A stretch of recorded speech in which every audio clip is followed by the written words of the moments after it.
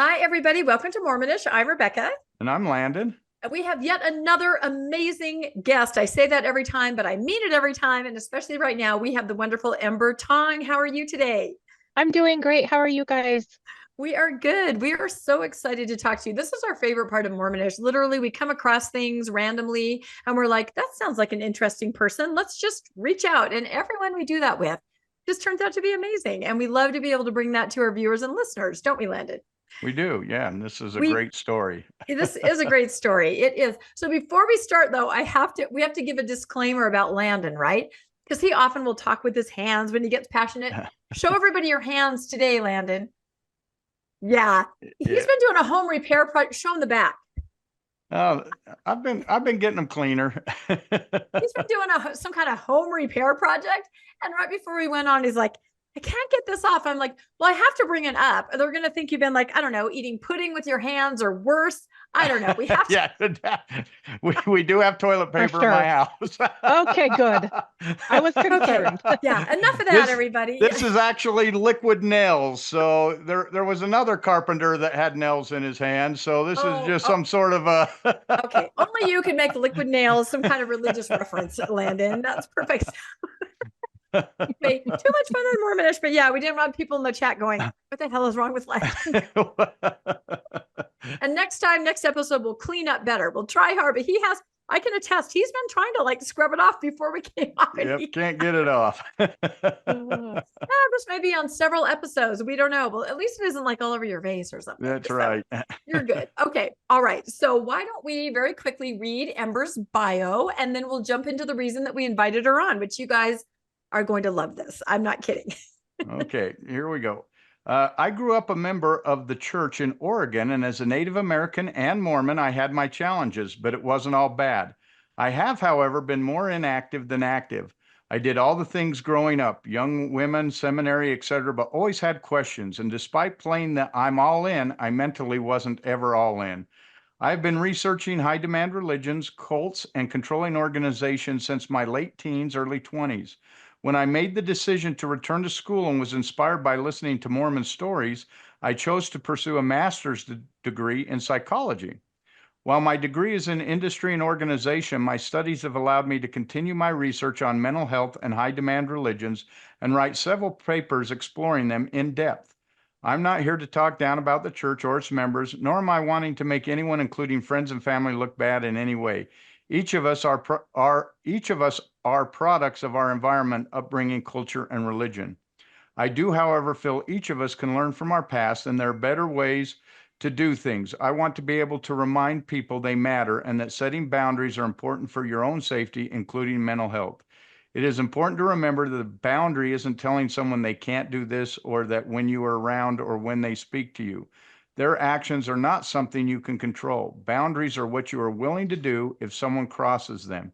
You hold the power, so state those boundaries and be ready and willing to follow through. Wow. And that gives us a little glimpse into what we're going to talk about today. And like I said, we just randomly came across a post on social media that Ember had made, and it was so intriguing to us that we just reached out. And I just love it because when we randomly reach out, we have no idea. We have no idea who's on the other side of the post. But look at this. I've had an amazing conversation with Ember on the phone to prep for this, and just learning more about her from her bio. This is going to be an amazing conversation. So thank you so much for joining us today. No, thank you both for having me. I'm looking forward to the discussion. Yeah, it's going to be good. So let's get into our slides, and I will explain to everybody how we came across Ember. So let's go back to the first slide. There we go. So in order to understand this post that Landon and I came across, we have to understand a term. A lot of you probably already know it, but maybe some of you don't. And the term is catfish. And of course, we know what a catfish is, but in the last decade or so, it's taken on a new meaning, and that is to lure someone into a relationship by means of a fictional online persona. And that's, the rise of social media. People can pretend to be anybody that they want to be in a social media setting. And, until somebody says, well, let's video chat, you can get away with a lot. There's a show called Catfish that's on MTV with Neve and I can't remember who, Cammie, his new co-host, but there was a documentary put out, it must have been like 15 years ago, where they actually coined this phrase. It was about Neve. He was a filmmaker and he thought he was talking to someone and he ended up talking to another one. It's kind of the first time a lot of us became aware of this scenario. So anyway, now that we've understood the meaning of this word, Landon and I are just going to read this post as we came across it. This is Ember's post, and then we're going to dive in. So I'll start. So the heading caught my eye right away. And I think maybe a lot of you in the audience came across this because, it's on Ex-Mormon Reddit, and it was very provocative, the title. The title is "My Mom Catfished Men on the LDS Dating Site." Right there, we were like, what? So Amber says, in my mid-20s, I was dating non-members and my parents were very upset. One day I stopped by to see my parents and they said, "Come sit down. We need to talk to you." That's never a good sign, right? I wasn't prepared for a deep conversation, so I wasn't thrilled. My mom proceeded to tell me that I'm on a bad path in life and they have taken my dating life into their own hands. I laughed and I said, "Oh, goody, an arranged marriage. Here I come." My dad said, "No, but you do have a blind date to go on next weekend." I told them absolutely not and asked where they had found such a great guy that they approve of. My mom super casually drops that she has been talking with someone my age, being me, and feels that he is the perfect match. Oh my goodness, right there. Go ahead, Landon. I sat there stunned. When I could talk, I laughed and said, "So you're having an emotional affair on Dad, talking with a guy half your age, pretending to be me? You do realize that neither of you know me very well, correct? Strained relationship for many years." My mom calmly explained how my personality should be on the date, what his name was, how old he was, and his favorite scripture was. Everything. I was to wear a very specific dress and remind him of various conversations we had. She printed off the messages so I knew my part. Of course, being dishonest is bad, but she is saving my salvation, so it's okay. Exactly. We all understand that point of view. And then Amber goes on to say, "Ugh, I never went on the date and I refused to look at his profile. So no idea what he looked like. But about 4 months later, he found me on Plenty of Fish and asked me how I was. I had no clue at first, but I finally realized how he knew me. I told him we should meet up and we should talk. I told him the whole story, and he said that my parents were crazy and couldn't imagine parents thinking this was a great idea. But he'd had another girl tell him that her Mormon parents did something similar. So this is systemic. Well, after a good laugh, we went to a bar, had some drinks, went back to my place, hooked up, and sent him on his way. Why are Mormon parents so Ember. weird? And then there's a caveat. There's a little edit at the end. Yeah, this is just so great. Go ahead, Landon, one more. Ember sounds more like a flame. That's right. That's right. There you go. Here's her edit that she made at the end of the post. She said, "I have read everyone's comments. Yes, this is absolutely a true story that I wish never happened.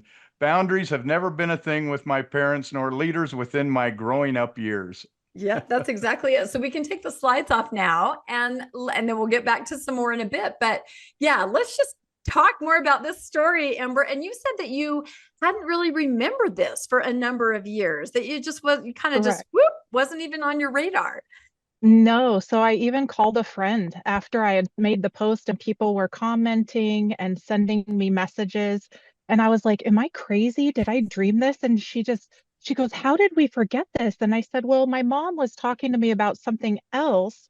And for some reason, it just triggered me because it just triggered." Yeah. And she goes, she reiterated the story to me, and I was like, "Okay, well, I guess this really did happen. It wasn't something I dreamt."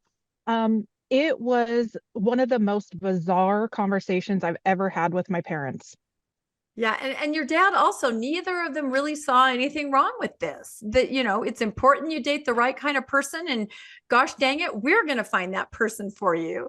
Mm-hmm. Now, Oh, yes. Because, we're taught in the church as a woman, we need to marry an RM. We got to get to the temple. We have to have babies right away. I'm in my mid-20s and I don't have kids and I don't like I'm on the wrong path.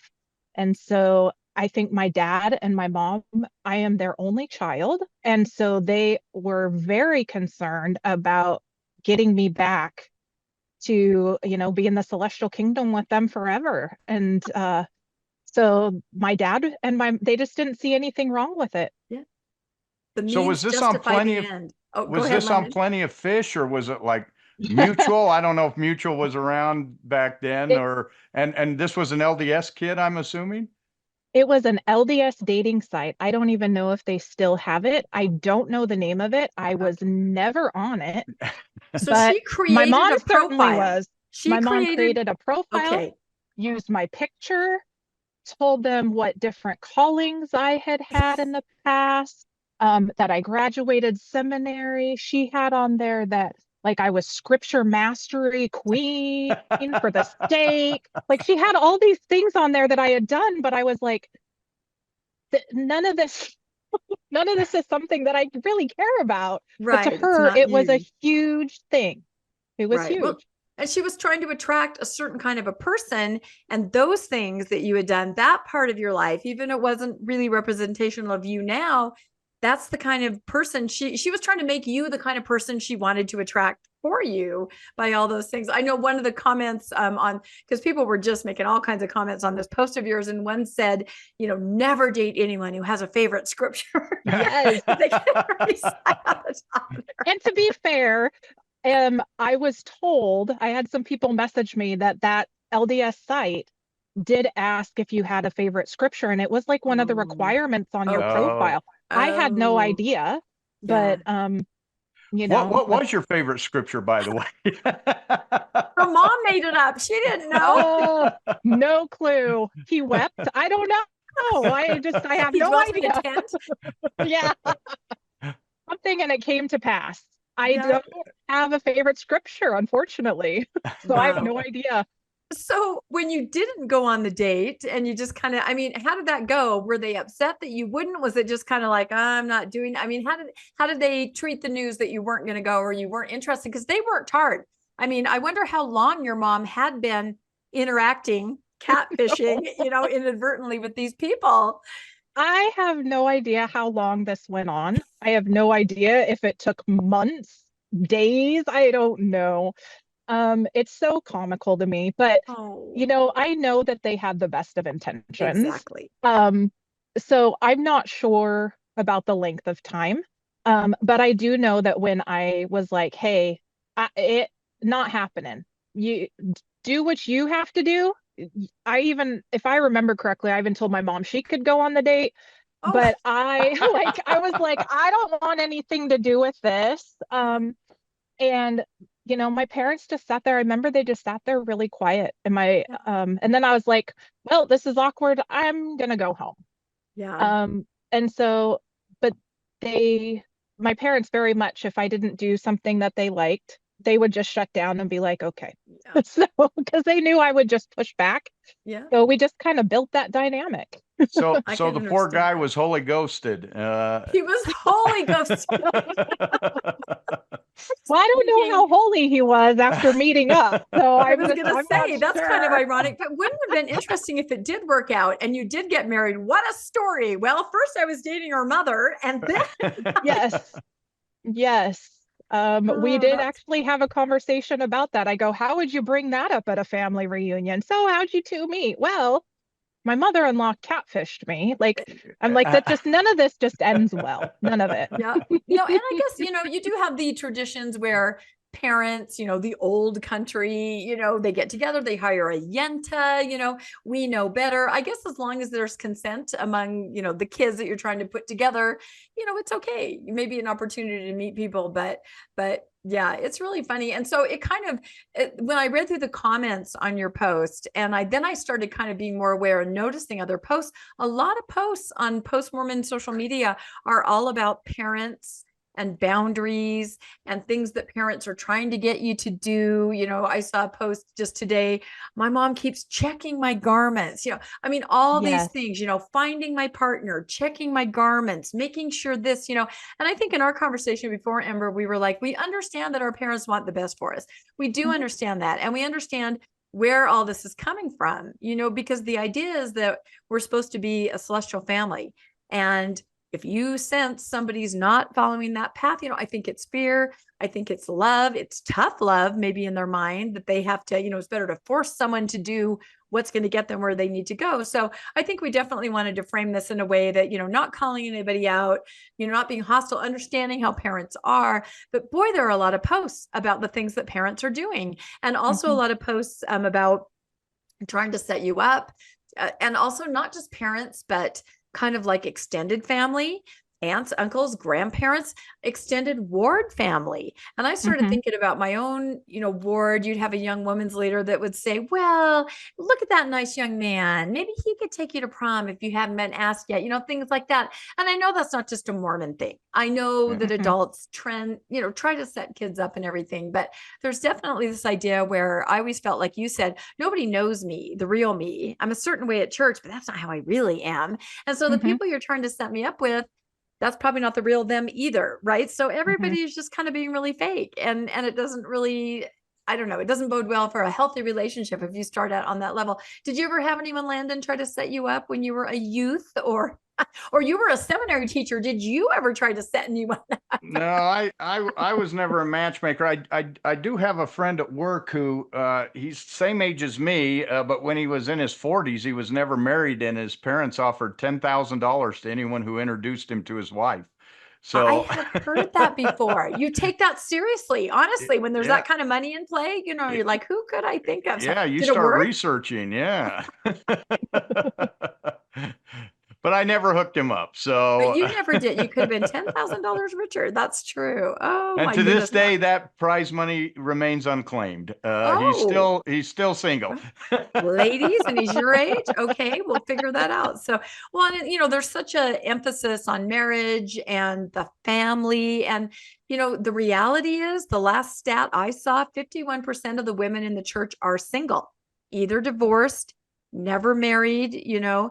That's a huge percentage. So this whole discussion of eternal family, motherhood, all of that, it doesn't necessarily even apply to all the women in the church. So that's a whole different conversation, but that is, and I'm sure that's probably what your parents, Ember, were thinking, like, oh my gosh, mid-20s, she's got to get on it, right? She's got to do this. So, and also I think the idea, get you married, it helps you settle down, it helps you realize what's important and the priorities and the family, and kind of enter the system, right? Get married in the temple, have the kids, it really does lock you down for a long period of time. So Was this a local kid? Was he someone right where you lived, or was this a long distance thing? So that's interesting, is that he, I guess, had relocated to the area recently, or I say recently, this was years ago, but right. Within that time frame, because I knew everybody in both stakes within the area. I knew everybody, and my parents, my dad has served on several high councils, and I say several. He served on high council, bishoprics, things like that, and so I had no idea who this guy was. So when he messaged me on Plenty of Fish, I was like, I have no idea who this guy is. No clue whatsoever. But he knew and you. So he was not, he was not on my radar in any way. So he had just moved to the area. Yeah. That is so funny. And it kind of sounded from your post that this wasn't necessarily surprising. I mean, it was surprising in exactly how it happened, but not surprising in, sounds like you might have had other growing up experiences like that, where they tried to do what was best for you. We'll put it in those terms, right? So it sounded like there was other scenarios like that. Oh, absolutely. Absolutely.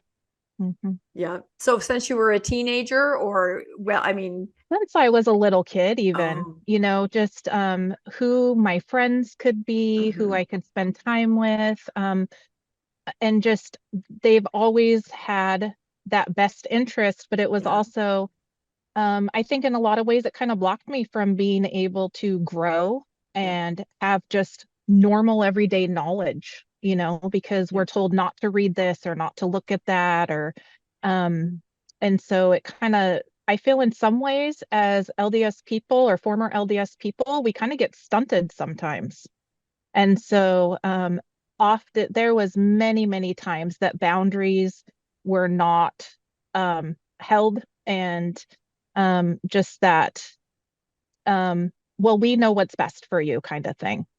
Right. So no, this Trust wasn't us. super surprising, but it was also like, really? That's happening right now. Now Okay. you've jumped the shark. Now you've gone so far that I just can't even believe this. So For yeah, sure. this is a whole nother level. So I'd be so curious. And you said that she had printed out messages. So you were able to see what she was talking, just being friendly, could have. like, oh, I like I to didn't water ski too. Or I didn't read a single thing. I didn't you look at the really didn't do it. profile. I didn't read Okay. anything that she had printed out. I had no idea what Okay. he looked like, nothing. Because I was like, I'm not doing this. It is not going to happen. Now Yes. you wish you had, so you could sit there and go, oh, what did she say? Oh my God. I know. Now I should be like, do they still have that site and can I log in and figure it out? Did that come up on your date when you finally met the guy? Did he tell you anything about what she'd been saying, or? At first he was like, so when we were talking about, I mean, I guess when your mom and I were talking about what, and I'm just like, oh my goodness, this is really awkward. Like, let me get to, like, let us just talk for a little bit, you know? Like, I have no idea what she said. Some of the things were just, I can't even remember it, but I just remember sitting there shaking my head. I'm like, I have no idea. No clue. That's so funny. And I think that happens when you're set up like that by parents who have this intention. Each of them think their child is someone, and the kids probably aren't that person. If you do go out, it's like both of you, I think you're one way, they think I'm a way. Nobody is, and it's hard to then break through that, how you've been presented or portrayed, to have somebody really meet the real you. I think about mission presidents that set people up after missions. I've heard of that, and I'm like, you don't know, these missionaries, you don't know these people. And I mean, I know a scenario where, they really didn't know each other very well, but the mission president made the suggestion, I think you guys would be a good match. And I was connected to the boys' family, and they told me, yeah, he said, well, I mean, the mission president, I trust him. And I guess she's good because I know him and he knows her. It's like just these levels of removal from the most important decision that you're ever going to make. And in this scenario, it did not work out in the end, but they did get married, and then realized very quickly, just because we were both good missionaries that the president liked, that's not a basis that you can really have a relationship on. But you tend to trust authority, I think, in the church. You tend to have this idea, your elders know best or something. And I don't know, it's a really interesting phenomenon, but again, hopefully comes from a place of love, or just wanting what's best for somebody. I mean, you have to give people the benefit of the doubt, I guess, but yeah, I think it goes back to we're a product of our environment. yes. Because we are always taught to follow the prophet, listen to our leaders. They receive inspiration for the ward, for the stake, and things like that. And so if somebody comes to me with that type of authority or power, I'm going to go, I better really listen to this. And if I'm not getting that answer, then there's something wrong with me. Exactly. Instead of, oh, maybe this just isn't right. But that's what we're taught. Yep. No, that's a really good point. I need to ask you, as a psychologist here, you end up hooking up with this guy. Is it because you really liked him, or was it a jab at mom to kind of get back and say, there you go, mom? Can I plead the fifth? I think you need to plead the fifth on that one, Landon. No. There's a lot of nuance to this situation. So. I got to think there's that point. Okay, mom. Yeah, you wanted us to date? We're going to date. Yeah, no, that's funny. So, no, but we definitely wanted to just talk about in general boundaries and things like this. And we just thought Ember had such a great perspective and her background. So why don't you pull up our slides again? I found a couple articles that just kind of went into some things I thought might be interesting to discuss, kind of in the framework of just this great story. And I'm sure your mom's amazing. So we in no way want to, embarrass anybody, but it was just a story, I think, that made a lot of people just go, what? And kind of smile. And I think we understood, because I think we all can relate. We've all had parents that to some degree or another do things like this. So I found an interesting article in the Wheat and Tares a couple years ago. And so it was kind of about parenting issues and pitfalls of, how parents treat you when you step away from the church. It's a big difference. And so it says parenting issues can occur in all high demand religions, but these can be amped up by our churches, the LDS's church, almost pathological need to produce the wonderful, perfect, faithful family that others expect of us. Huge expectation there. So here are a few pitfalls that this mindset can create that surface when a family member leaves the church or loses faith or is simply discovered to have a different religious perspective. And I think this is the framework. Again, hopefully everything comes from a place of love and that framework that our parents have, that it's so important, and not just to appear to be the perfect family, but it really is. Families are forever. It really is your eternity. It really is what they say, no empty seat at the table, And as post-Mormons, we realize, whatever, we don't take that seriously, but we also understand that our families do. And it can be devastating to them when somebody even chooses a slightly different path or isn't quite doing, what they think we should be doing. So so I have just a couple points here that I thought illustrate some of the main pitfalls when you have parents that are entrenched in that high demand, high control kind of blinders on. And then you have kids that are just kind of being themselves, either stepping away or just choosing a different way. So do you want to read this one, Landon? And we'll kind of talk about it. Sure. Parents who feel torn between loyalty to the church and love for their family member. This can be as extreme as literally breaking ties with a child or divorcing a spouse entirely over religious belief, or as mild as expressing shame or disapproval or withholding approval and attention. And that's true. I think we've seen all extremes. Do you have any thoughts on that, Amber? There's a lot there. Yeah, there is. And I think that within my family dynamic, we have family who's very loyal to the church, and we have family who's very loyal to our Native American culture. And it doesn't always mesh well together. And so oftentimes, even things like that, like me getting my tattoo on my face for my culture, some of my family members quit speaking to me because of that, because of following my culture. And then it was hurting the temple that God gave me. And that was really upsetting to a lot of people. And so they broke ties with me. And I'm okay with that because they have their feelings and I have mine. I hope someday that we can have a conversation about it. But it is sad to me that something as following a cultural belief that's been here for many, many generations, ends up being disapproved or, just downright, I'm done talking to you kind of thing. Yeah, they just can't, even though you can see that you have your Mormon upbringing, then you have your heritage, and, you're going to try to be true to both maybe at the time. That's so interesting. So did they formally sort of cut you off, or did you just notice it was kind of a gradual, we don't approve and or did Correct. They actually make a statement? I had one family member that said that I was so disrespectful to the family name. And Okay. then, yes, I have had some people come forward and make comments like that. But I've also had some family that has very much just started not responding as often. But those are very few. There are plenty of people that are like, great job, enjoying being part of your heritage, enjoying that and having that. But yes, there has been some people that have just cut ties with me completely. That's so interesting. But, and I think back to like the 80s when I was a teenager, and a lot of this rhetoric came from, every conference you went to, every fireside, every youth conference, especially the idea that if you did something, there were things that you could do that your family would wish it would be better that you were dead, kind of a thing. You know what I mean? Losing your virtue or things like that. You had this idea in the back of your mind. Podcast. What was that? Or have a post-Mormon podcast. Yeah. But I've only been thinking about this recently, that growing up in this back of your mind, you knew there were things that you could do, boundaries that you could push. And it could be as simple as getting another earring, right?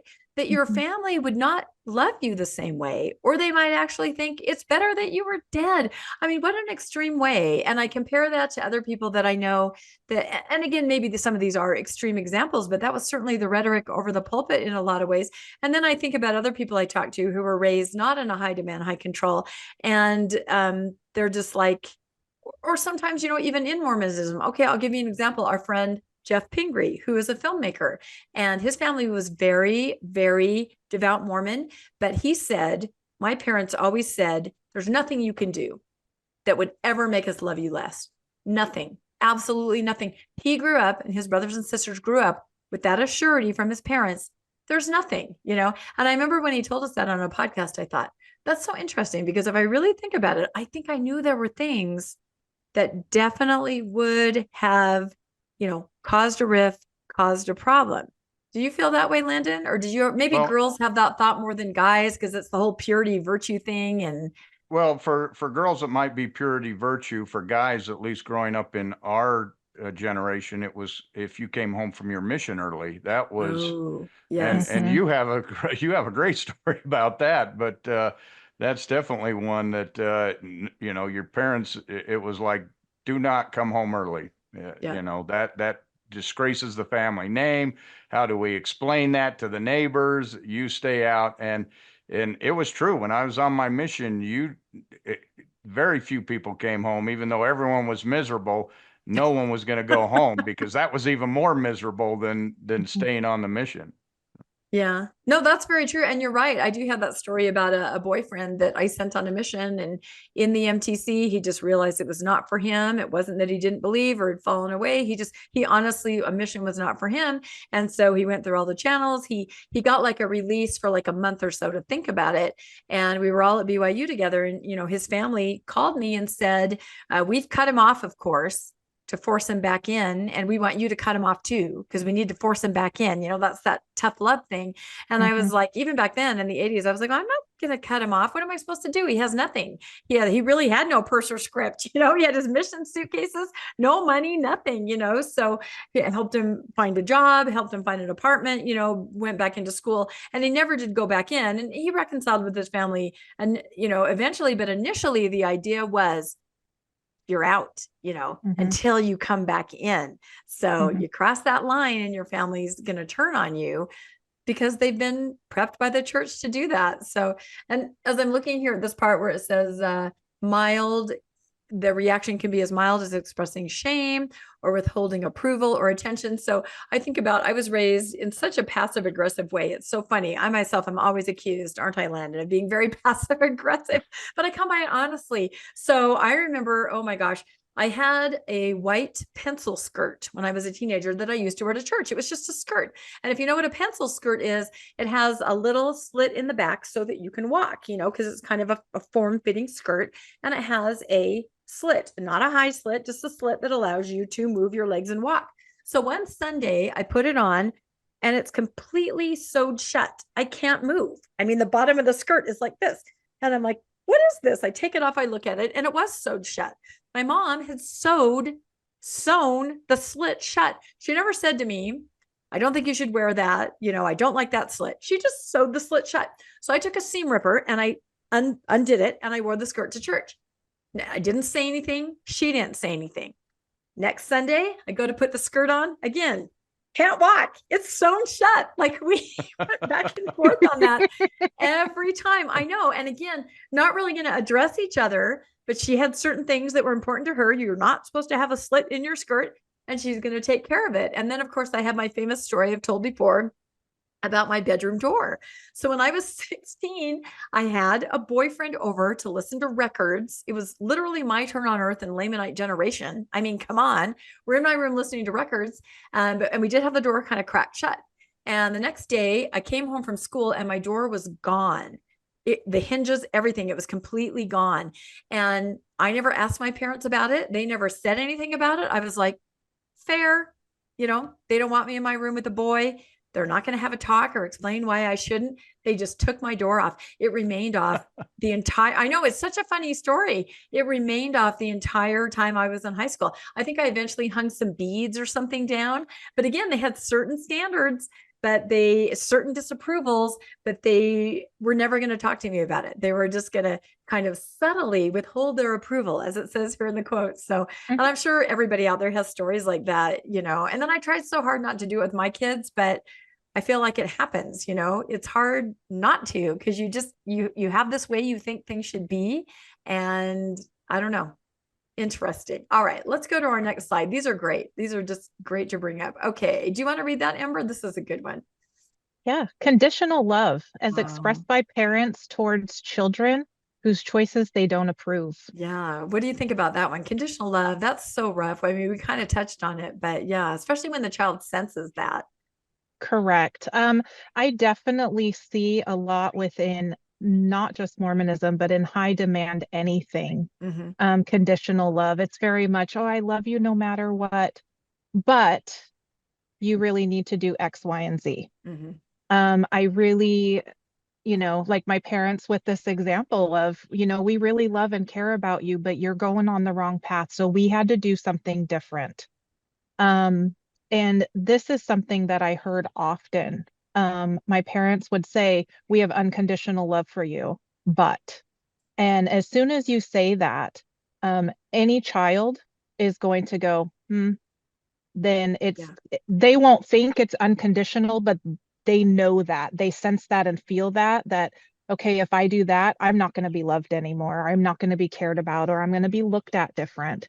And I think that as much as we would love to believe that we all have unconditional love, I think sometimes there is a lot of condition just as humans in general, but within the church, there is a lot of conditions.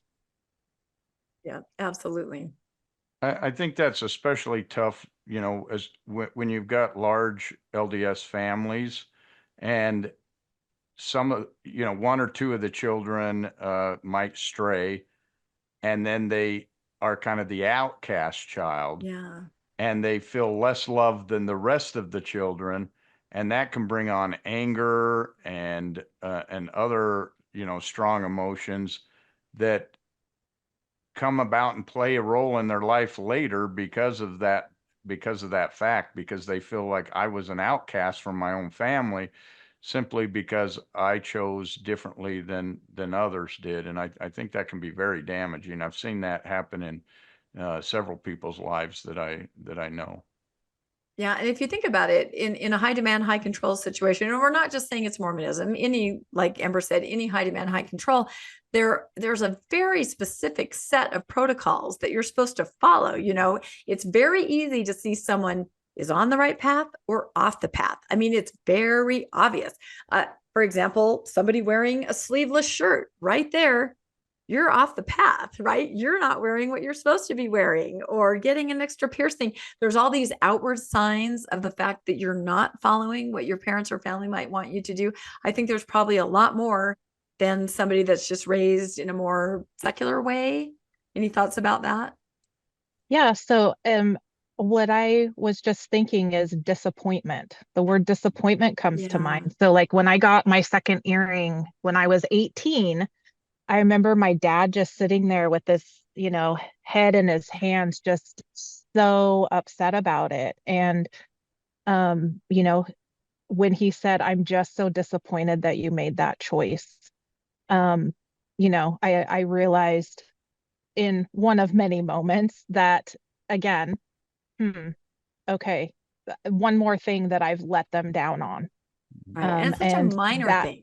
It is so minor that, the things that we so oftentimes is just everyday human behavior. Exactly. And so, yeah, my dad was so disappointed in me just getting a second hole in my ear. Yep. And if his high demand, high control religion hadn't told him that was wrong, he probably wouldn't think anything about it. I think about my sister was such a good person. She was much better than I was. But one day when she was a teenager, my parents discovered under her pillow a deck of cards. Right? Oh, that's the worst. You would have thought like they had found out that she was a prostitute. I'm not kidding. Like it was through the roof. And they not only took her door, they took her bed. No, I'm kidding. But again, it's just a deck of cards. Other families had decks of cards. They played family card games. It was nothing. But in my household, because words of different prophets, words of leaders, just seeing that reaction, it was like a snake there under the pillow. And, she got in the worst trouble I'd ever seen any of us get in trouble with simply for having a deck of cards. Of course, then I had to go to BYU and I was the only kid that didn't know how to play any of those fun family card games that every other family seemed to be playing. I had no idea. So, but again, it's all this construct that you're told these certain things, and then those things go out of fashion. Like nobody says anything about decks of cards now. That's just fine. Nobody says anything about Diet Coke. I used to get in trouble because I would sneak in Dr. Pepper right into my house. Caffeine, now nobody thinks that's an issue, but it was a huge issue back in the day because your family was told there was no covenant path then, but these are the things that keep you on the straight and narrow. And a second piercing, can of Dr. Pepper, a deck of cards. I mean, imagine if our parents had walked in with all doing all three at the same time. It just would have been Armageddon. So they would have. Yep. Did you ever do anything, Landon, that was off the path? Like any of those things we're discussing, a Dr. Pepper, a pierced ear? Never. I was literally the perfect kid. I did everything I was told. I walked the path perfectly. I hit every gate. I think you think of a downhill skier, how you have to go through all the gates. You were perfect. Yeah, I was in all the gates right till the end there, and then I went off the jump and spun, and so leaving the 5 church decades later, leaving the church was the big disappointment to my family. Up to that point, I was a golden child. After that, we don't hardly talk anymore, and I realize it's because my mother loves me, that she was so upset because she sees that I'm losing him as a member of our family in the eternities. So I try to understand it and whatnot, but it definitely, there's no doubt, I'm a grave disappointment to my family in the fact that I've left the church. So. Well, and you were the golden child, and I'm sure that, you're in your 50s, your parents are like, oh, he's good. He made it. We got it. It's fine, and in the past that may have been true, but more and more now, we see people like you, seminary teacher, bishopric member, young men's leader. We see people like you, the best and the brightest, that do step away. And some are like me, you kind of choose not to tell your parents exactly what's happening because you just feel that's kinder. If they're older or their mental capacity, they wouldn't understand. Other people like you, Landon, you told your mom what was going on. She tried to help. She had you go talk to bishops and CES people, trying to help you. And so, it's I think must be really devastating at a certain point when you're older and your children are also older and they step away. So I don't know what the answer is. Yeah. On the other hand, I think when you're older, you're more mature and able to kind of say, well, this is my choice and I understand, and a little more mature than if you're a child when you're going, what's going on? Exactly. My parents are rejecting me. I don't need my mother's approval as much as I did when I was a child. So. No, and you have a really good attitude. I mean, do you want to share that one birthday card you got? It was so cute because it really does show, it all comes from a place of love. It really does, but it. Yeah. I got a birthday card that said, my dad's passed on. She always signs it, love mom and dad, but it said, even though you've left the church, we still love you. Love mom and dad. Happy birthday. Happy birthday. And I knew she meant well, but I had to laugh a little bit like, oh, okay, that's there's that word disappointment, right? It's just there. We love you, but we're just disappointed. I know. All right, let's look at our next slide here. I think it's your turn to read, Landon. Oh, this is one that I think we all have experienced. Oh my goodness. Disinterest in discussing anything that is not church related. For some families, every discussion centers on church life, one's calling, one's ward, how many times one attends the temple, what happened in church that week, the people to whom one ministers, insights from scripture study. While these are fine topics, they don't represent the totality of human existence. Yet for some, there seems to be little else to discuss. Exactly. Is your family that way, Ember? Or I think a lot of people can relate. Yes. So being an only child, my mom calls me often. And actually just a couple of days ago, I was struggling with something. She goes, well, I can't share my thoughts on that because it's we don't think the same. We don't believe the same thing. And I was like, Mom, it's okay. Like, tell me what you're thinking. And like, we can have discussions about the church. We can have discussions about what your callings are. You go to the temple every week as a temple worker. It's okay, but you have to be willing to hear things that I'm doing in my life too. There's more to life than just what you do for your religion. And so, yes, this is very much how my family is. A lot of times with other family members, they'll tell me what they're doing with church and things, and then the conversation ends. That's kind of how it goes with a lot of family members.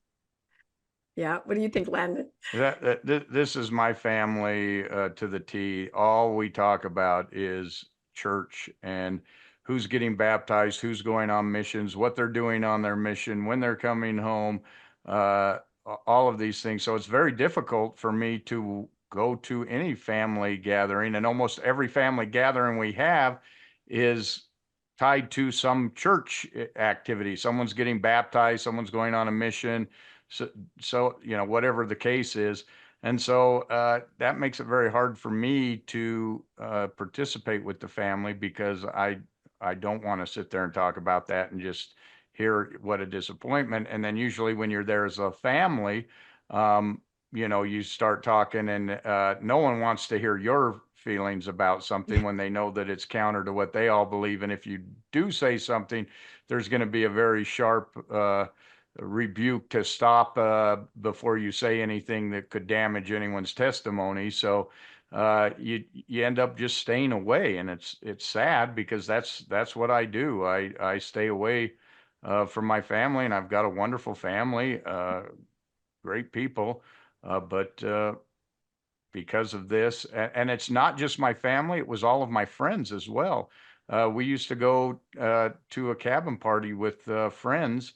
And that's all we talk about for an entire weekend. We'd go for 3 days, and we'd just talk, and everything was, what you're calling at church, what are you doing in the church, da da da. And so when I told these people who I'd been with for 30 years, Yeah, these are college friends, right? Yeah, so they're you've college been friends for decades with yeah, them, for decades right? that we'd been doing this. And when I said I left the church, one guy actually got very upset and verbally attacked me for leaving.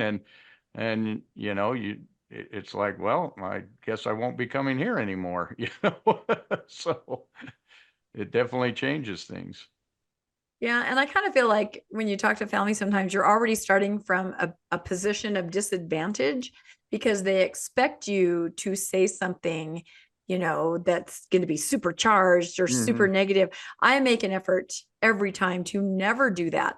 Sometimes people will bring something up, and I will answer, in just a simple civil way, but then I'll have other family members see that, and for some reason in their mind, I'm the one that brought it up, or I'm the one that went there. I never am, ever, or just a simple comment that means nothing will be viewed as if there is an agenda behind it, when there isn't. So it's almost like you're sort of prejudged in this way, even though you make every single effort to just be so neutral because you're trying to respect everybody. It's almost like you can't win. I mean, I've had scenarios where people have said, when you did that and you brought that up, and I said, that wasn't me. That was a conversation with other people. And they're like, it wasn't you? And I'm like, no, that I wasn't even in the room, and they had forgotten. In their mind, I was the agitator. I was the one that had gone there, and I didn't. I work really hard not to, but you just kind of start from a place of disadvantage. And I think, again, you just have to keep in mind, hopefully, everybody just loves everybody and they're just worried about you. But I think that they definitely look at you as if you could be a threat, to any situation. And at any minute you might say something that's uncomfortable or go there, as they say it. And, most of us don't. Most of us have learned that lesson. I don't know if you feel that way, Ember. I'm guessing you probably don't push the envelope like that. You're just like most of us. Kind of just, let's just move on. Let's just move on. Exactly. Life's too short. As they say, ain't nobody got time for that, right? Hopefully everybody can just, exist and prioritize what's important. There's common ground that you can find. There are, if it comes to that, Chinese walls that you can put up. If you value a relationship, and that's what you have to do to find the good parts, the things you do have in common, then that's what you have to do. And it's sad it has to be that way, but it is all about valuing what's more important. But unfortunately, like this quote here, sometimes, the church, it's all encompassing. My parents were very much that way. And it was their life. There really was nothing else to talk about. It really was their life. And I had to respect that and listen and just you know? Yep. So yeah, I think a lot of us find ourselves in that scenario just to keep the peace, and that's okay if that's important. Yeah. All right, what do we have next? Let's see. Oh, okay. I'll read this one. Authoritarian parenting. We kind of touched on this, including the assumption that if a child is not following the church's plan, his or her moral choices will automatically be bad. And I have a picture of an old For Strength of Youth pamphlet. Yeah, isn't that funny how you're like, Mom, Dad, I'm a good kid. Just because I'm not doing exactly what these guys are doing, I'm still a moral good kid. But yeah, it's kind of like you go from 0 to 60 in it. If you're not this, you must be that, right? You have an extra piercing in your ear. That must mean, the worst. So I don't know. Did you ever get that sense from your family members, Amber? For sure. Yes, oftentimes. And comparing. There would be a lot of, well, why don't you do, why do you feel that way? Or why don't you go to church like so-and-so does, or like this cousin does, or that cousin does? And so, there's definitely those extremes. And I feel that oftentimes, at least for me, yeah, I know that on several of the different podcasts, people will say things like comments that we've heard within the church, such as, such as if you leave the church, then you're going to just be drunk all the time, or that 0 to 60 thing that you were talking about. And it's like, really, no, I just don't want to have to believe things that aren't true. And I just want to maybe raise my children differently so that they don't feel that they're a disappointment, or there really is something called unconditional love. So yeah, I think that's true, but I think it's hard to go there, that it might be beliefs. You don't want to go there. It's much easier to think it's something else, something around that. It's, I want to live this lifestyle, or I want to do this, or I'm bored, or I'm lazy. To actually think it's beliefs, and there's something that you may know that they don't know that would be strong enough that you would say in good conscience, I can't stay.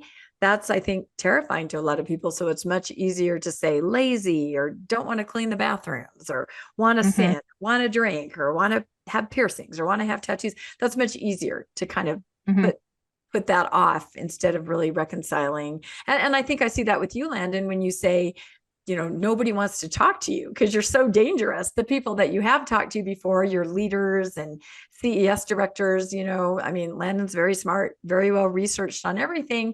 And, he would talk to these leaders in the process of leaving. They'd never heard about anything he's talking about. And then it was like, no one's talking to you anymore. I mean, did you feel that, Landon? You were too dangerous. It wasn't just that you decided to, drink all the time. They could have dealt with that. It was that you had studied and you had done research and things. Well, I listened to enough things to know when I talked to the bishop, and he said, will you talk to the stake president about this? I said, I'll talk to anyone about it, but what I won't do is I won't go in and have a conversation where this becomes about my moral cleanliness or my moral worthiness, that somehow the church not telling the truth on certain historical issues and on certain other issues is somehow my moral downfall, or something I'm doing morally wrong is what is the cause of it, because that's where they're going to go. Have you been doing this? Have you been doing that? Are you reading your playing cards? Yes, they find something that you're doing wrong so that they can say, we found the problem. The problem isn't that this isn't true. It's that you're doing something morally reprehensible, and that's why the church isn't me, working it's you. for you. Yes, exactly. That's what you have to arrive at. Couldn't be me. Couldn't be me. It must be you. But this is certainly a big one with my son, who he tries to date. He's out of the church and trying to date in Utah, and he several times has found a girl he really likes, and they come back, and after a couple of dates, they come back and say, I'm sorry, you don't go to church, and I have higher morals than that. And he's like, higher morals? I'm somehow morally bankrupt because I I don't go to church. And he's like, I don't drink. I don't swear. I don't sleep Awesome kid. around. Awesome kid. I Yeah. don't do any of these things, yet somehow, because I simply stand up and say, I don't believe that, I take a moral stand, I'm somehow Yeah. immoral and no one can date me, because of it. So he runs into that all the time, to where, his morals are called into question simply because he doesn't go to church. No, that's heartbreaking. And I think that's a scenario for a lot of kids that are just saying, I have a different path. I have a different idea. Doesn't make me a better person. Doesn't make me a worse person. I'm different from you. And that's okay. What do we have in common? Yeah. And they Yeah. have So, a lot in common right up till yep. they find out he doesn't go to church. And then they always say, I'm going on a mission. And he's I'm like, going on a okay. mission. Always Oh, fun. gosh. All right. Where are we? I think it's Ember's turn. So lack of present-mindedness. Rather than enjoying the relationship in the here and now, so much focus is on eternity that the relationship that exists is not great. What are your thoughts on that? That's a good one. Yeah, I think we forget that sometimes being here in the moment is really what we need to focus on. Because if coming to Earth is our test, then why are we so focused on eternity? Why are we not focused on passing this test in this moment right now? Yep. Has always been kind of my thought. If we focus now and I can get through this piece, then let's focus on the next step and get to that piece. And so if you're not focused on the now and everything's going to be later, then what's the point in life if we don't get to enjoy it and do things that we can, gain more knowledge and do more things and, learn and grow. If everything's for later, then how is that helping us here and now? Yeah, you miss a lot with that idea. And Landon and I have talked about this before on podcasts, how the idea of eternity is so dangerous because of exactly that reason. The idea, it's a blink of an eye, right? Nothing matters here.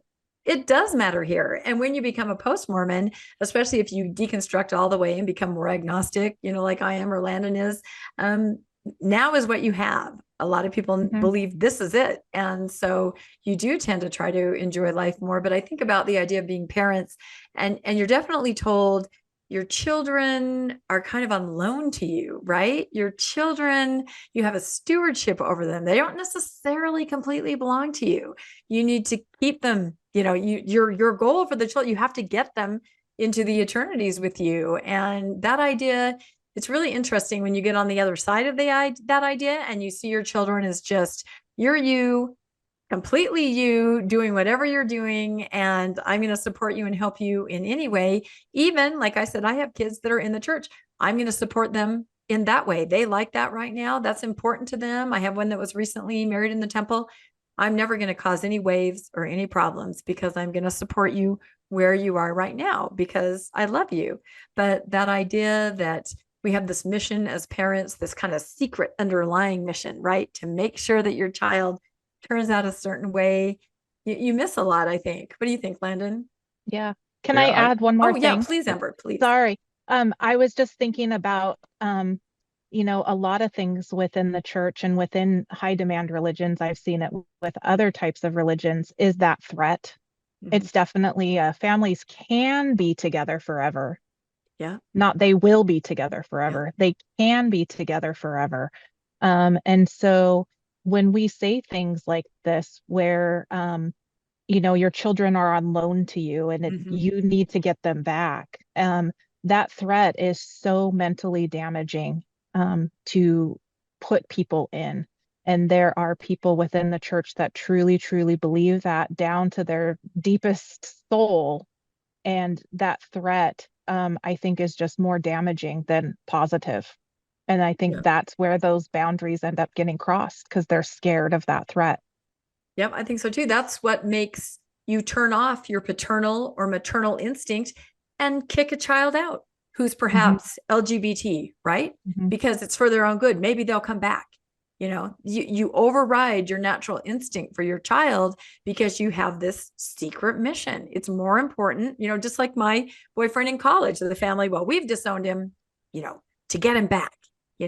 What kind of parental instinct doesn't say, oh, my son's going through something happened, he was on a mission, now he's not, I need to fly to Utah, I need to find out what's going on. No, we're cutting you off, for your own good.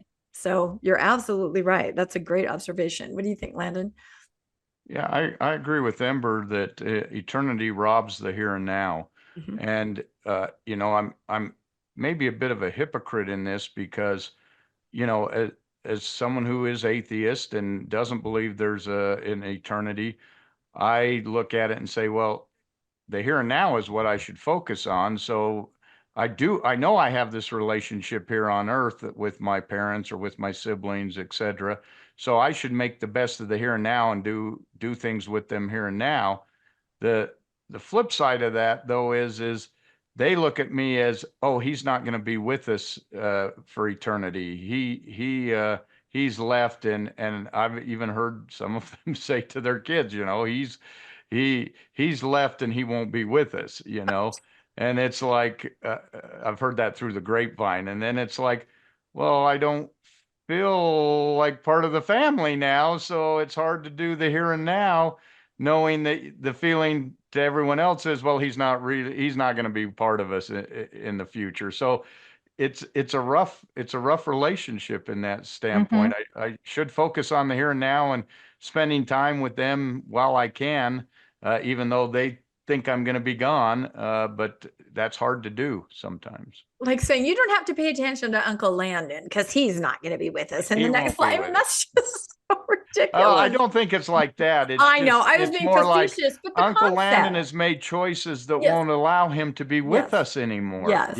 Yes, it's on you. That's exactly right. Yeah. No, and that's the same concept as, when extended family, everybody goes to a temple wedding and you don't go, and it's very obvious you're not there. You've made that choice. You have made that choice, and so that's how they can be okay with that. And they feel maybe sorry for you or sad for you. It's you. Maybe it's a wake up call to you, they hope. And of course, you on the flip side are going, well, I'd like to be part of it. There are ways that you could have made it so I could be part of it. So, but again, everybody feels so strongly, there's just no question you're going to go ahead with the way the family's supposed to be because you got the eye on the prize, eternities, and nothing's going to stop you, even choices that others make that you care about and that you love. So I do understand that, but it doesn't stop it from being really, really heartbreaking. And for some people, completely devastating. We understand that, and you hear that all the time. So, all right. I like that picture. It just looks so happy. Okay. Here's a good one. I think, Landon, I think it's your turn to read this. The realization that family members are living in completely separate worlds that don't have the same rules or perspectives. Yeah. That kind of goes back to what we were just talking about. I would say, my perspective is the here and now, and their perspective is eternity. And I'm thinking my decisions are made based on here and now and what's happening here and now. Their decisions are based on what's going to happen in eternity. So 2 different worldviews.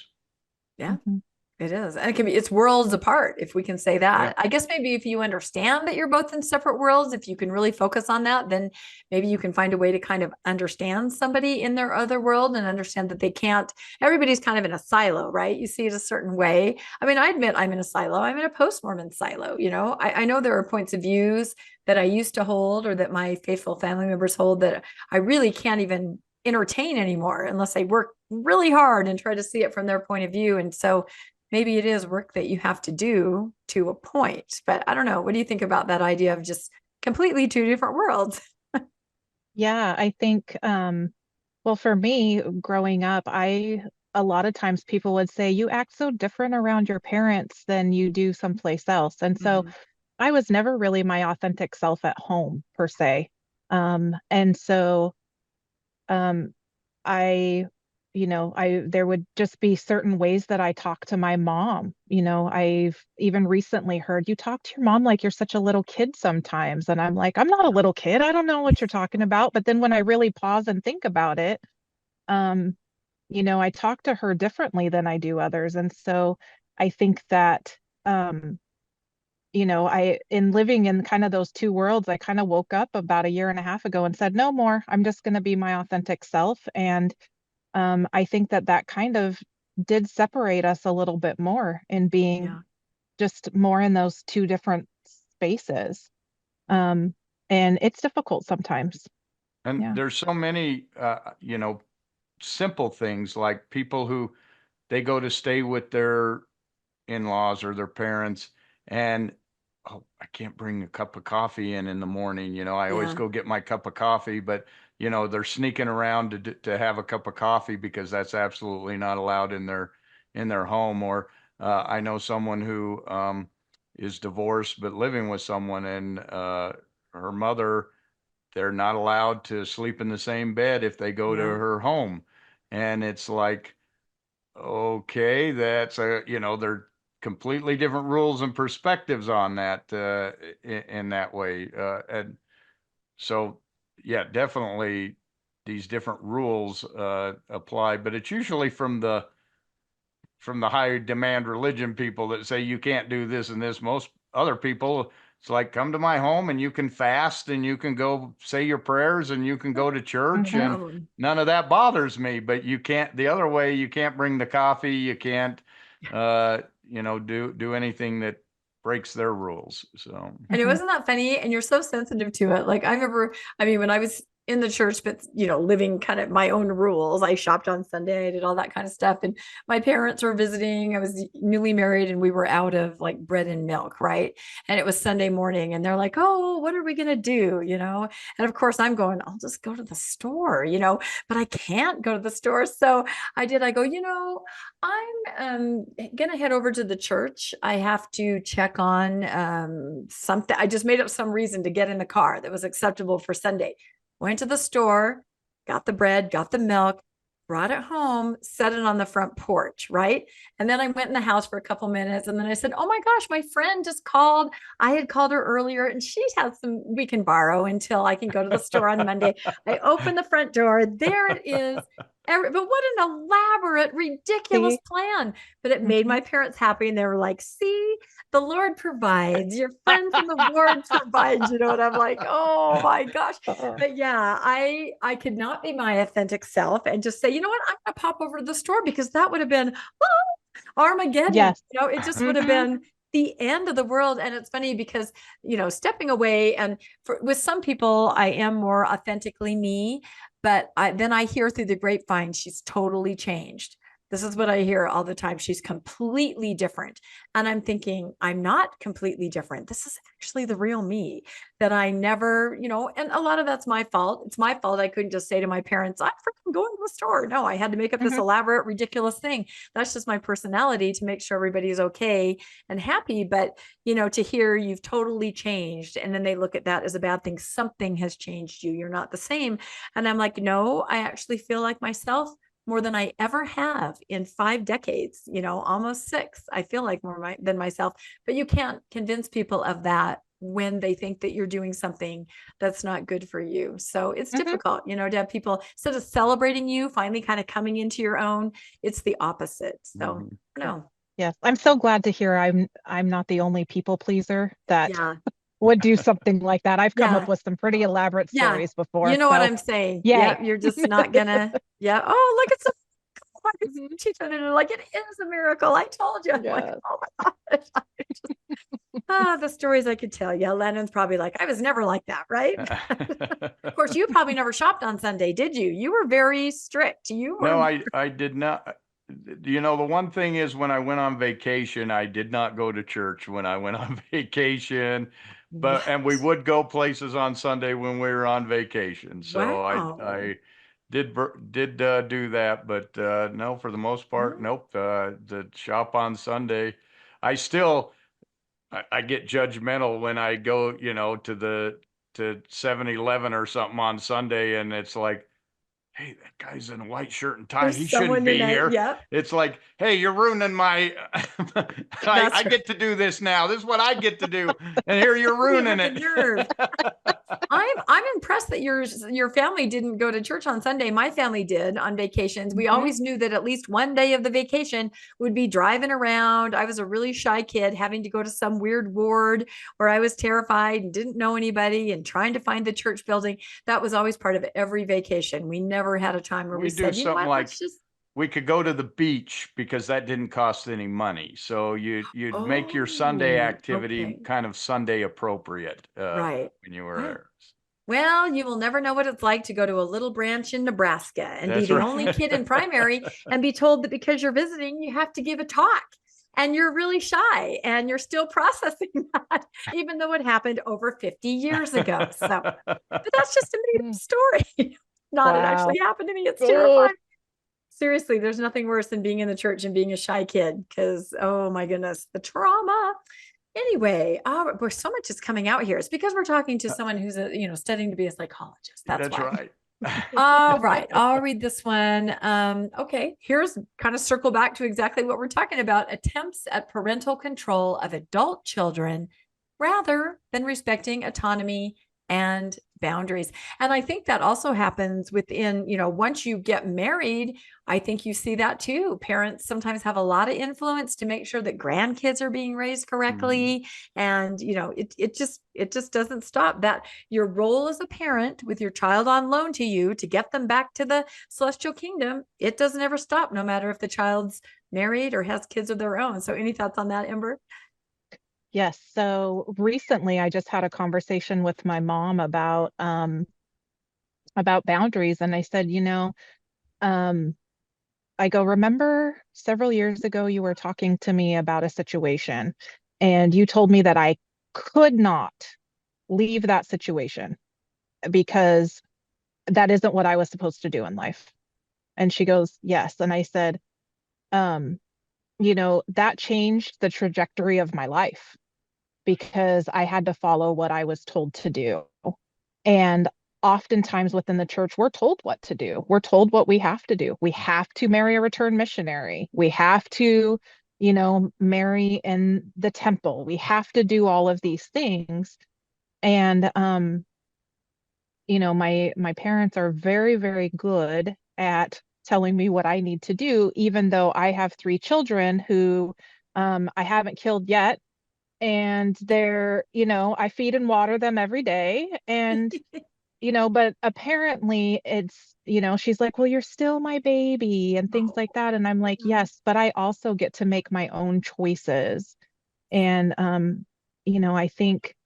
I guess someday when I have adult children, maybe I'll understand a little bit more. But I think a lot of times within the church, I've seen it with several of my friends that those boundaries are crossed way too often. Yep. And it kind of puts the children in a position, and I've seen this too, where they really have to set hard stops with their parents, and then that often involves grandkids, which is really sad, because they have to say, no, you can't do this, or you can't say this, or, and then that causes pain on either side. And the parents don't necessarily understand that it's their invasiveness that they maybe not even know that they're doing that forces the kids to put up those boundaries. And then, there can be a lot of pain on both sides. I've seen that. So what do you think, Landon? I mean, I definitely have seen this, as I just told in the story, where, you can't choose who you're going to live with or what, it has to be, you have to be married to them or you can't come in my house. Right. You have to, they tell you what you have to do in order to do that and don't respect the boundaries. This one's something I have not had a problem with my children. I've always, it's like, do what you feel is right. And the funny part is, when I was in the church, I did try to control my children, but now that I'm out of the church, it's the last thing I want to do. I want to let them make their own choices. And when I was in the church, my children would never tell me anything that they were doing that might bring, dishonor. I don't know what the word is, but right. Or just something that's against what the disapproval that might standards bring would be. disapproval Right. from me. But now, my son, when he decided someone asked him to provided some alcohol and wanted him to try drinking, and he called me up and said, what do I do? Someone wants me to drink. What's your advice? And I'm like, I'm giving him advice. Then he calls his mom and says, what should I do? And so he got advice from both parents, and then he made his decision. And of course he went with his mom's advice, but I don't hold it against him. Not at all. Not at all. But he told us what he was thinking, what he was doing. amazing. He would come and now I have no Right. doubt he would come and ask me questions if something happened that was maybe not appropriate, but he came back and he said, hey, I tried drinking and I don't think I'm ever going to try it again. I hated it. It was disgusting. And so I got to be part of his life. So I found Right. that trying not having control, the kids usually make good choices anyway. Mhm. Just because they don't That's agree with mine amazing. doesn't mean that it's not a good choice. You see, they learn from it. Oh, and that's Even- incredible that they can trust you with, in the past, you're a seminary teacher, you're a bishopric member. He never would have said, Dad, I think I might drink, because he knows what the party line is that you would give back. Yeah. And you've told me you've done that before with kids, in Call your them other off to the lifetime, bishop. right? Oh, bishop, you my kid did this. take They him need to to the bishop. repent. Yeah. Talk to them. Mhm. Yeah. Yeah, Now, that's what I now I mean. don't do that. Yeah. And now, how valuable is that to a young adult?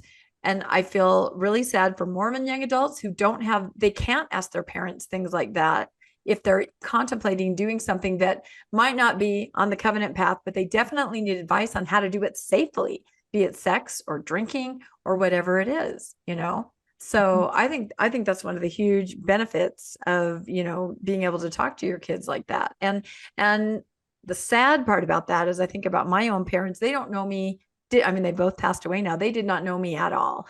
I Mhm. mean, they knew sort of me, but they really didn't know me. And I never gave them the chance because I knew they were so, like this.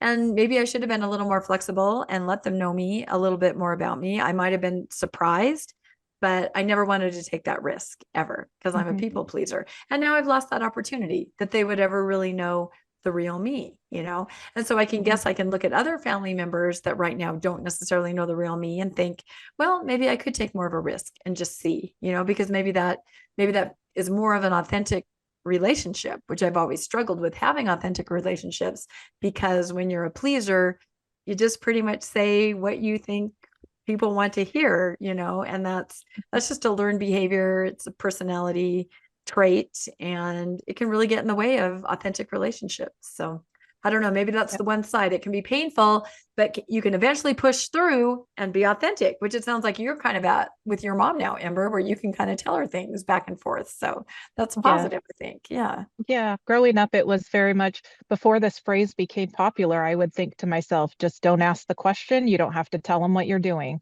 Right. Because I didn't know who else to ask the questions to. Mhm. So I didn't really have anybody to ask, and I didn't really need to tell them because I knew what their response would be. That's it. I think that's the biggest part of controlling. You're trying to control your children is they become strangers to you. They just keep everything's a secret. They're not going to tell you. They're not going to involve you in their life Correct. because they know how you're going to react already. So they'd rather just keep it a secret and never involve you until it's absolutely to a point where they're in dire straits. Then they might Exactly. approach you. But other Mhm. than that, it's you just keep it secret. You've got a secret life.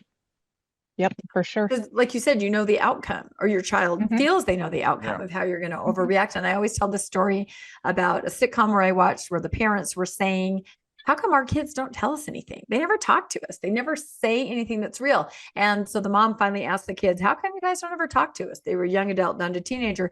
And they say, well, we don't tell you real things because the way we talk, we would probably swear when we're talking about it, or we talk about it in a certain way, and you would shut us down. So we can't really talk in an authentic way.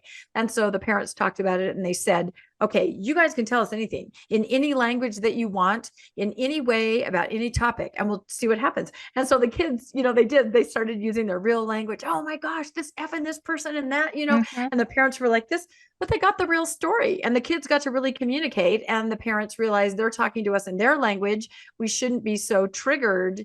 It's kind of like talking to family members. And I've had this experience where you say, oh my gosh, Mormon, let me stop you right there. It's Yeah. Church of Jesus, and you're like, oh, da, da, da, da, da. Whatever I was saying, whatever dialogue, it's over. I don't even remember now. And I didn't mean to say that, but I am a Mormon. Yeah. So there's certain things that they just, they're going to shut you down every single time. And that, again, you can't be authentic and you're too worried. I mean, I was at a relative's house for Thanksgiving years ago, and I was talking actually in a favorable way about an Ensign article about President Nelson. And I said, Nelson said here that, and my family member goes, let me stop you right there. In my house, it's President Nelson, not Nelson. And I'm like, okay. I mean, I was even saying something positive, but Right. when you shut people down like that with your own criteria of what an interaction should be, you're never going to get any kind of authentic dialogue. So, and again, I think it's all it's rote, right? They don't even really know that they're doing it, but it happens and the result happens. Mm-hmm. Yep. Yeah. For I sure. always think about that. It's not Nelson. It's Nelson to me. So. Mm-hmm. Boy, we're really processing here, huh? Aren't we? All right. I Mm-hmm. think one or two more slides. This is such an interesting conversation. I love it.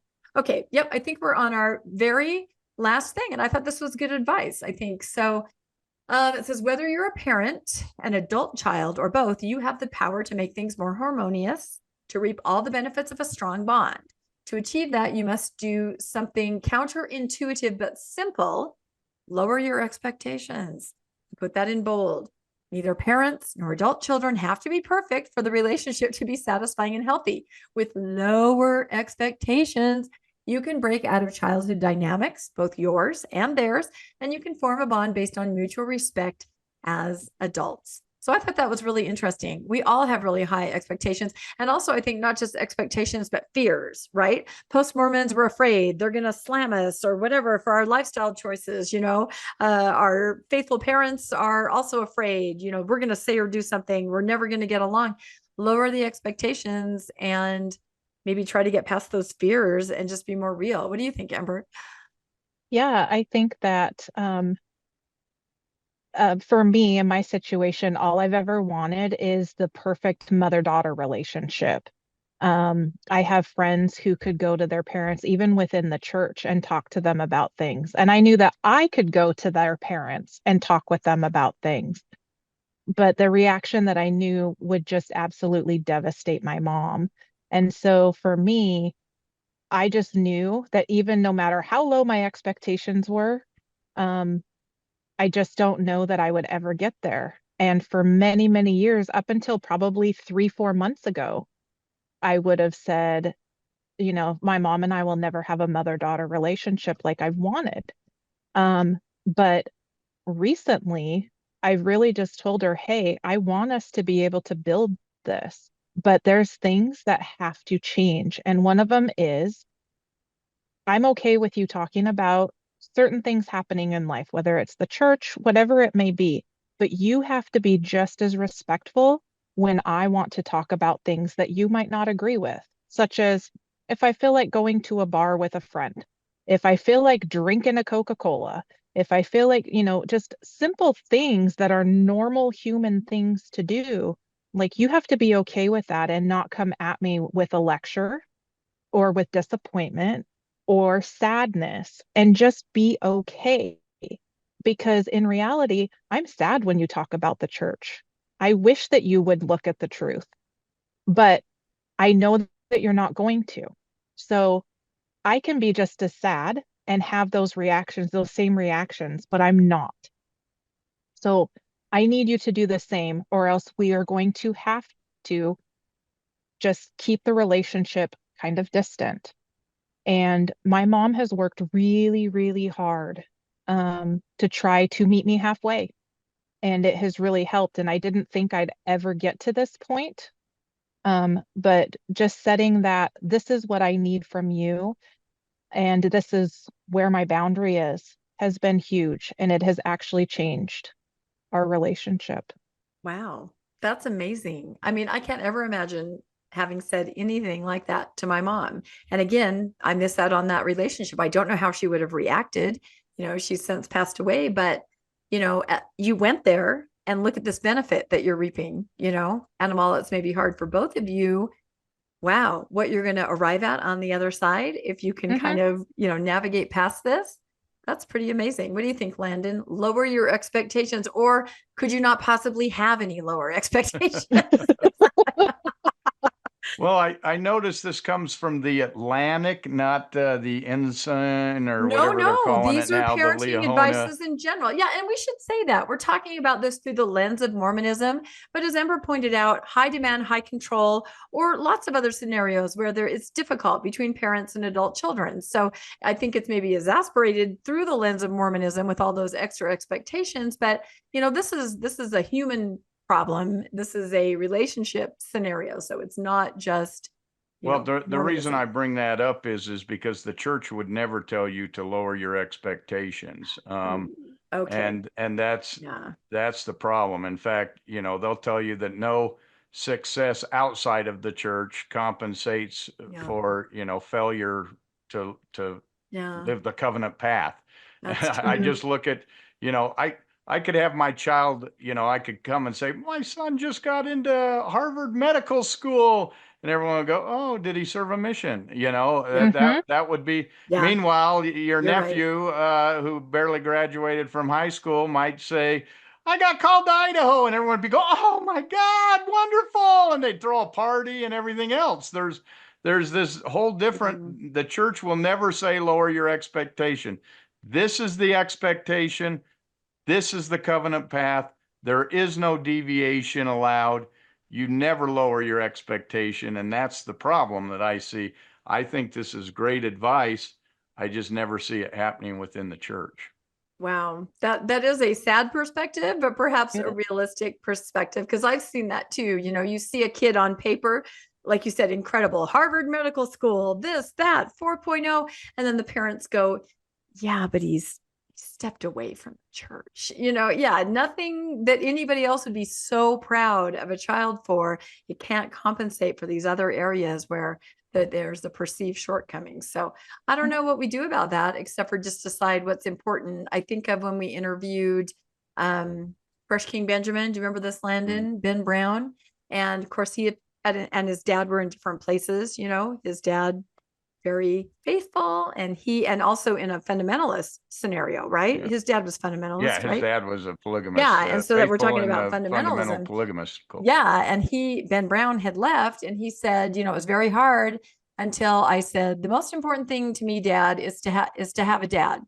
The rest of it doesn't matter. And the dad said, the most important thing to me is to have a son. And so that's where you just, that Chinese wall or whatever. And if you can make that work, if you can really prioritize that it is the relationship, then maybe there's a glimmer of hope in that, But you're right, Landon, the messages are things like when Elder Oaks says, if you have family members that aren't living in the right way, maybe they're not married and they're together, they can visit your home, but don't let them stay long. Do you remember that kind of advice where you tell parents things like that? Or I think of like Elder Gong, where there was that picture briefly posted where he was sitting there with his son who's in a same-sex relationship. And then, don't post that. We don't want to, have anyone misunderstand that we condone this. So there's definitely this interference. And again, what a parent might want to do to welcome a child into their home, no matter what, to post a picture proudly of whatever path the child was on, but the church, like you say, Landon, no lowered expectations. It's not going to happen. You have to remain firm, right? For everyone's good, I think is the idea. You're setting the example. That's not to say that some people in the church aren't going to say my relationship with my child is more important And than they do. And they do. And you're And seeing that more and more often, especially with LGBTQ. That's one of the reasons that that's such a big issue, is because parents are choosing their kids over the church. And the parents are saying, you know what, I can lower my expectation. I'm okay with my child living this way. And I love my child regardless. And that's different than the message the church is sending to you. So when people start taking this advice, then things change. And so I think it's great advice. It is. And again, lower your expectations. That sounds like, oh, what they're doing is, that's not what we mean. It means that you have an extremely high expectation because you are in a high demand, high control scenario. And so, you need to be able to, I think of the example I have in my friend circle over the last couple of years 2 scenarios where their child got married in a same-sex marriage. And, parents struggled at first over this, maybe didn't even tell friends, didn't want anyone to know. And then as they see the loving relationship, they see everything unfolding and life being really happy. Now, in both these scenarios, both parents could not be prouder and are so excited and posting pictures. And again, it's just because you maybe not just lower, but you forget that expectation. And you're like, my love of my child is what really matters. I'm not going to do something that somebody told me to do. I'm really going to think about my child in that relationship. So I agree with you, Landon. I think that that's changing case by case basis, that everybody's choosing their child over what they're told to do instead, which maybe was different decades ago. You would kick your child out. Now you're not so much. You start revisiting, who's telling me to do this and why? And is it more important than me and my child? So I don't know. Have you noticed that, Ember? Just kind of a difference. Yeah, I think to Landon's point, the church would never tell you to lower your expectations. The church would tell you to have high standards and, follow this to a T. But I think a lot of members are starting to realize, yes, my eternity might be at risk per se, but my child is so much more important to me and what they are doing. And so I think people are changing their expectations within the church. I don't think the leaders of the church will change their standards and expectations. That's a really good point. Yeah, no, and I think you see that, and you see even more strong rhetoric, I think, like President Nelson saying, do not counsel with those that do not, don't associate. So to my kids that are in the church, don't listen to mom. I mean, they're really trying to still make sure those barriers are in place. But a lot of people, case by case, they're not doing that because they love their mom, they love their dad, the moms and dads love their kids. You're not going to let somebody get in between that. And maybe there's an idea that, I don't know what's going to happen in the next life.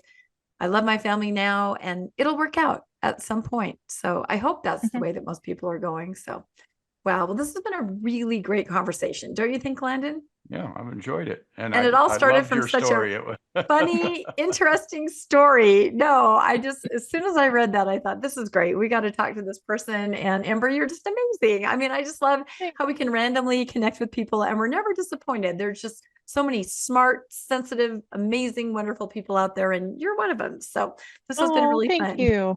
Thank you. Yes, it has been such a pleasure to come on. Yeah, no, thank you so much. So we would love to hear from all of our viewers or listeners. Do you have any scenarios with parents or situations like that? Or were you a parent like that? I think a lot of us can look at ourselves sometimes and say, oh my goodness, I did that. I didn't know better. I'm trying to do better. So please comment and let us know what you think about this amazing, interesting conversation. Please like and subscribe to Mormonish Podcast. And if you'd like to be made aware of when new episodes drop, you can hit that notification bell. If you would like to help financially support Mormonish Podcast, we have links in the show notes to Donor Box. You can make a monthly contribution or just a single contribution.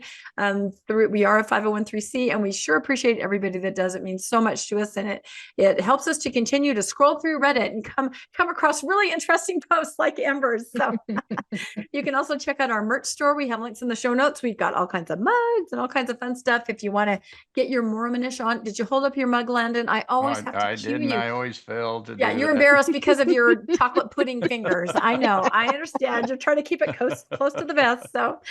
Anyway, thank you everybody so much. And thanks, Landon, for co-hosting. And it was so wonderful to meet you and have this incredible conversation with you, Ember. And we hope that we have a chance to talk in the future again. It was great. So thanks, everybody. Yeah. Bye-bye. Thank you. See you next time on Mormonish. Thanks for joining us for another episode of Mormonish. We really appreciate our listeners and would love to hear from you if you have a story you'd like to share. You can email us at mormonishpodcast@gmail.com. You can also find us on Facebook, Instagram, and on our website, mormonishpodcast.org. And don't forget to look for us on YouTube and like and subscribe. Keep joyful, everybody.